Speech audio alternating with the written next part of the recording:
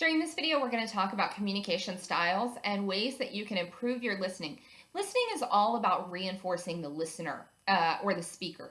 Sorry, reinforcing the speaker. So, how can you, as a listener, reinforce the speaker's behavior so that you have that open communication? So, we've talked a lot in the past about reinforcement and behaviorism. There are a lot of different tips and techniques for being a good listener, but really it's what behaviors commonly reinforce other people or reinforce that listener. And so there will be a picture or a flyer that goes along with this video that's called 4 Ways to Practice Active Listening. This was created or designed off of an article called Listening to Learn. And so they point out 4 ways to improve your listening or to practice active listening. So a lot of times people say we need to spend more time listening and less time trying to decide how to respond, because a lot of times when we're listening to somebody, we're formulating the response in our mind, what we're going to say or how we're going to rebuttal this. And so one of the things that they say is you need to just spend more time listening and not thinking about what your response will be, because people really just want to be heard, and being heard is reinforcing. So the 4 steps that they talk about are listening, to empathize, and communicate respect. So how can you listen in a way that communicates respect? You want to think about, what is your body posture when you're doing this? How can you have that eye contact? How can you have an open body? So if you're kind of listening like this versus listening with an open body posture. So what is your body doing when you're doing this listening? Another thing that they talk about is asking questions and asking permission to take notes. So if I say, is it okay if I write down some of this so I don't forget?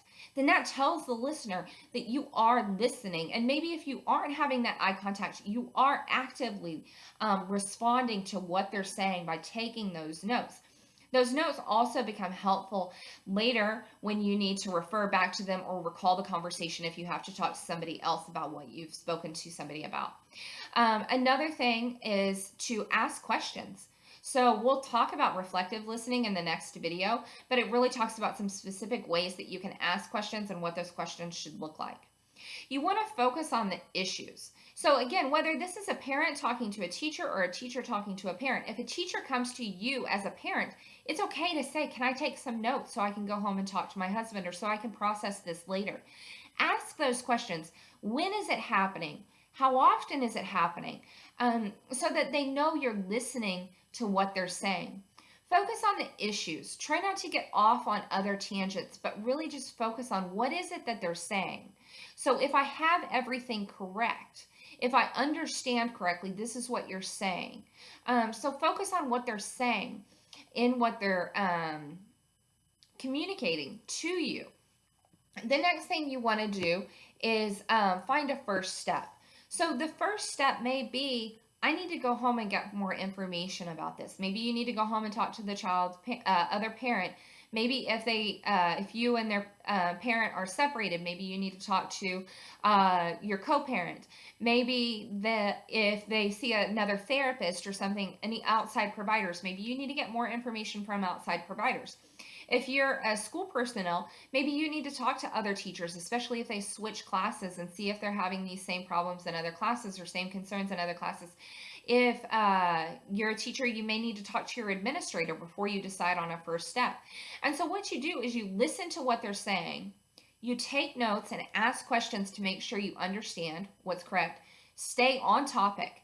Make sure that you understand what they're saying. So by saying, if I understand correctly, and restating what you think you heard, that gives them a chance to clarify any misunderstandings that they may have, so that they can say, no, that's not what I intended to say, or that's not what I was trying to convey. And so that allows them to clarify what has been said and what they really wanted you to hear. And then finding that first step. So again, the first step may need to be gathering more information. But if you don't have to gather any more information, you can decide collaboratively what that next step may look like. So when you're looking at listening, make sure that you're taking time to show the listener or show the speaker, I'm hearing you and I understand what you said, and I'm going to take action on what you said. I'm not going to dismiss it. And set a time to talk about it again. So one of the things that should be in that fourth step is, let's talk about this again at this date, or I will get back with you in X number of days.